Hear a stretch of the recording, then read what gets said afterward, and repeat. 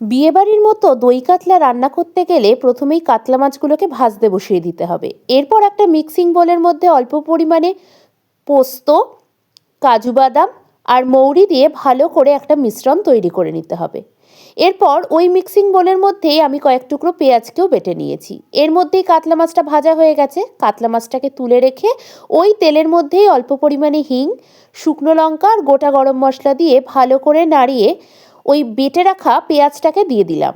এবার পেঁয়াজ বাটাটাকে একটু ভালো করে লাল লাল করে ভেজে নিয়ে ওই পেস্ট মানে ওই পোস্ত, কাজু বাদাম আর মৌরির পেস্টটাকে আমরা দিয়ে দিলাম।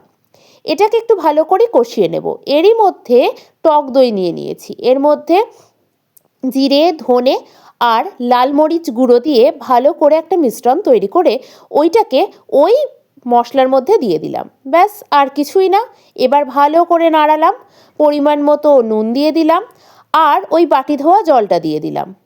এরপর এই ঝোলটা মোটামুটি একটু ফুটে গেলেই ভেজে রাখা মাছগুলো এর মধ্যে দিয়ে দিতে হবে। মাছগুলোকে বেশ ভালো করে ফুটিয়ে নিয়ে ওপর দিয়ে একটা কাঁচা লঙ্কা আর ধনেপাতা দিয়ে ওপর দিয়ে নামানোর আগে গরম মশলা ছড়িয়ে দিলেই হয়ে যাবে রেডি।